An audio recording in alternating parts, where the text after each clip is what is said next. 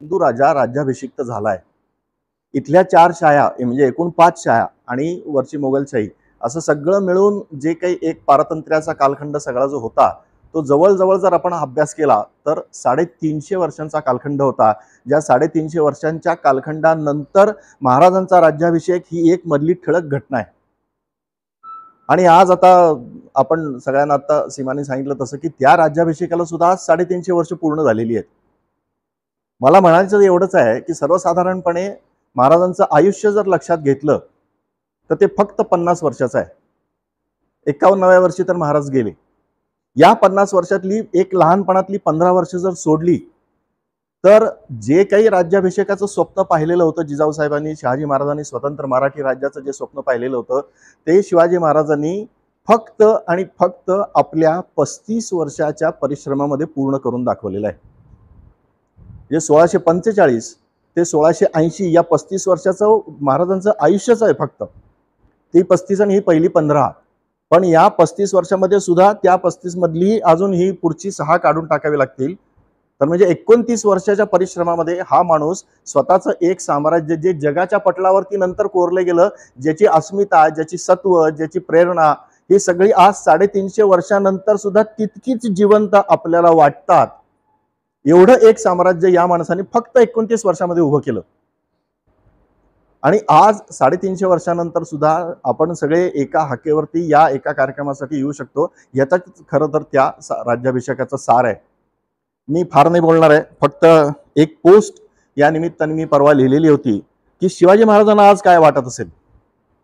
350व्या वर्षाच्या राज्याभिषेकाच्या दिनी शिवाजी महाराजांना काय वाटत असेल अशी एक पोस्ट लिहिलेली होती. तेवढी वाचतो आणि मी थांबतो. शिवनेरीच्या वाड्यात एक मोठा चौक होता. त्यात आऊसाहेबांनी आमच्यासाठी एक किल्ला करून दिलेला होता. आम्ही सारे त्याच्या भोवती लढाई खेळत असू. त्या किल्ल्याच्या मधोमध आऊसाहेबांनी एक चौरंग ठेवलेला होता. लढाई झाली की मी त्या चौरंगावर बसत असे. सगळे सवंगडी कडेकडेने उभे राहत आम्ही घोषणा देत असू, हर हर महादेव. आऊसाहेब वाड्याच्या गवाक्षातून अनिमिष नेत्रांनी आम्हाकडे पाहत असत.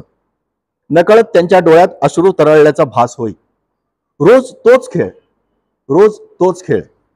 आत्ता समजतंय रोज तोच खेळ खेळायला लावण्यामध्ये आऊसाहेब आमच्यावर एक संस्कार करीत होत्या, एक महास्वप्न पाहत होत्या. यादवांचं सिंहासन आणि त्यानंतरचं विजयनगरचं साम्राज्य उद्ध्वस्त झाल्यापासून इये देशी आपला माणूस, होय होय हिंदू माणूस राजा झालाच नव्हता. ते स्थान, ती पोकळी आमच्या हातून भरून काढण्याचं स्वप्न आऊसाहेब पाहत होत्या. पुढे तो संस्कार सत्यात उतरवण्यासाठी एक नाही, दोन नाही, तब्बल 350 वर्षांचा अंधार दूर करण्यासाठी 35 वर्ष अविश्रांत धडपड केली. आणि मग तो दिवस उगवला. आऊसाहेबांच्या थकल्या भागल्या डोळ्यात तीच पूर्वीची चमक होती. त्या दिवशी पहाटे अभिषेकासाठी सोन्याच्या चौरंगावर बसत असताना माझ्या डोळ्यासमोर तोच शिवनेरीच्या चौकातला लाकडी चौरंग होता. माझी खात्री होती की आऊसाहेबांच्या डोळ्यासमोर सुद्धा तोच चौरंग असणार. हा लाकडी चौरंगापासून ते सोन्याच्या चौरंगापर्यंतचा प्रवास खूप कठीण होता. प्रसंगी जीवावर पण बेतला होता.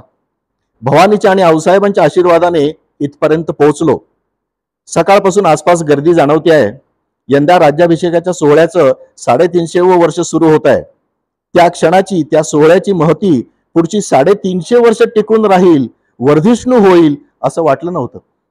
पण तुम्ही महाराष्ट्रिकांनी त्या प्रेरणा, तो स्वाभिमान, ते सत्व, ती अस्मिता एवढी वर्ष जागृत ठेवलीत, तिची एक परंपरा केलीत, त्याबद्दल तुमचं कौतुक करावं तेवढं थोडं आहे.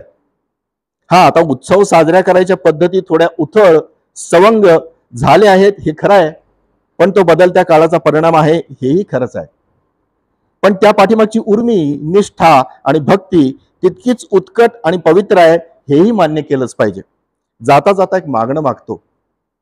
आऊसाहेबांची इच्छा आणि स्वप्न आम्ही 35 वर्षात पूर्ण केली. आता मी पाहिलेली स्वप्न 350 वर्ष उलटून गेली तरी अपूर्णच आहेत. त्यांचा विचार करा. निदान तुमच्या पिढीत तरी ती स्वप्न पूर्ण करण्याचा प्रामाणिक प्रयत्न करा. ती स्वप्न तुम्हाला सांगण्याची गरज नाही, तुम्ही ती विसरला नसाल याची खात्री आहे. बहुत काय लिहिणे तरी तुम्ही सुज्ञ असा, मर्यादेयम विराजते.